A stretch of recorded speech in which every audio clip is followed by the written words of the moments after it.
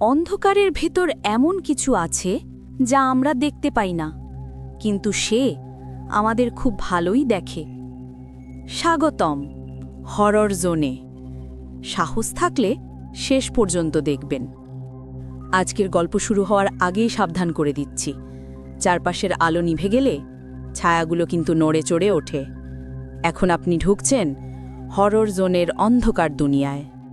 নীরবতার মাঝে যে ফিসফিস শব্দ শোনা যায়, সেটা কখনো মানুষের নয়। এটাই হরর জোন, ভয়ের আসল ঠিকানা।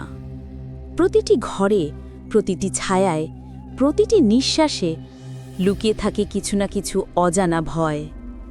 আজ আমরা খুলতে চলেছি সেই ভয়ের দরজা। Welcome to horror zone. আপনি কি প্রস্তুত? তাহলে চলুন অন্ধকারে ডুবে যাই।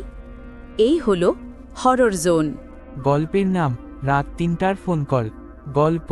রাত ঠিক ৩টা বাজলেই অদ্ভুত একটা নীরবতা নেমে আসে গোটা এলাকায়, যেন বাতাস পর্যন্ত থেমে যায়। সুমন প্রথমে বিষয়টা গুরুত্ব দেয়নি।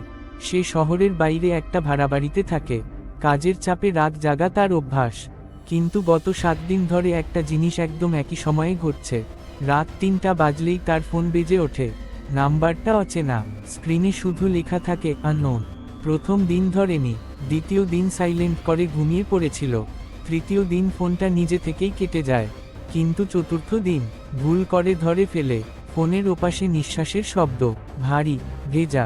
হ্যালো, সুমন বলেছিল। কোনো উত্তর নেই, শুধু নিঃশ্বাস।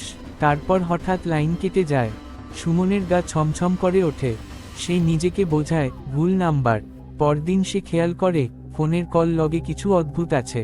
কলের সময় দেখাচ্ছে রাত ৩টে, কিন্তু তারিখ আজকের নয়, তারিখটা ৫ বছর আগের। সুমন ভেবেছিল ফোনে কোনো গ্লিচ। পঞ্চম রাত, আবার ৩টা, আবার ফোন। এবার সে ধরেনি, কিন্তু ফোন কাটা গেল না। ১ মিনিট, ২ মিনিট, ৫ মিনিট, ফোনটা নিজে থেকেই স্পিকারে চলে গেল।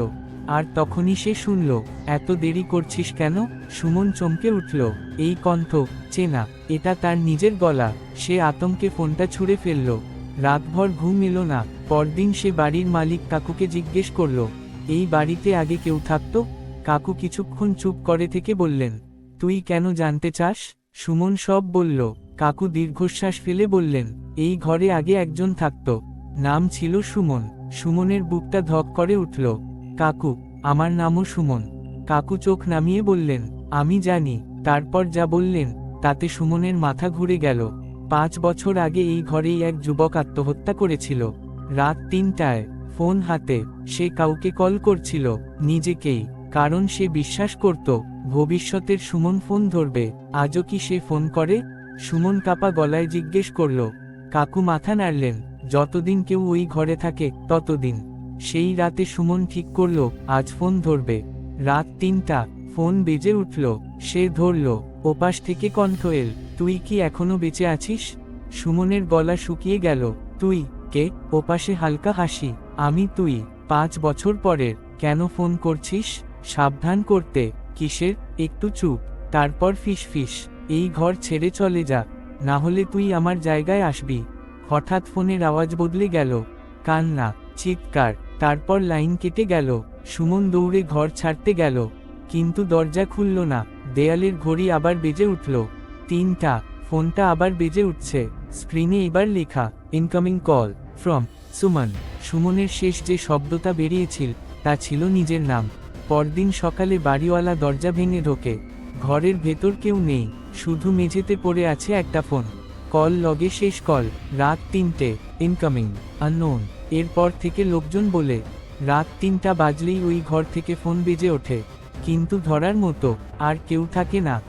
যদি এই গল্পটা আপনার মনে ভয়ের ছায়া ফেলে যায়, তাহলে মনে রাখবেন, সব ভয় গল্পে শেষ হয় না। কিছু ভয় নীরবে আমাদের চারপাশেই লুকিয়ে থাকে। আপনি আজ নিরাপদ, কিন্তু রাত নামলে অন্ধকার কি লুকিয়ে রাখে কে জানে। এমন আরও ভয়ঙ্কর গল্প শুনতে এক্ষুনি হরর জোন চ্যানেলটি সাবস্ক্রাইব করুন। ভিডিওটি ভালো লাগলে লাইক দিন, আর সাহস থাকলে শেয়ার করুন, কিন্তু একা দেখতেন না। পরের গল্পে আবার দেখা হবে, যদি ততদিনে অন্ধকার আপনাকে খুঁজে না পায়।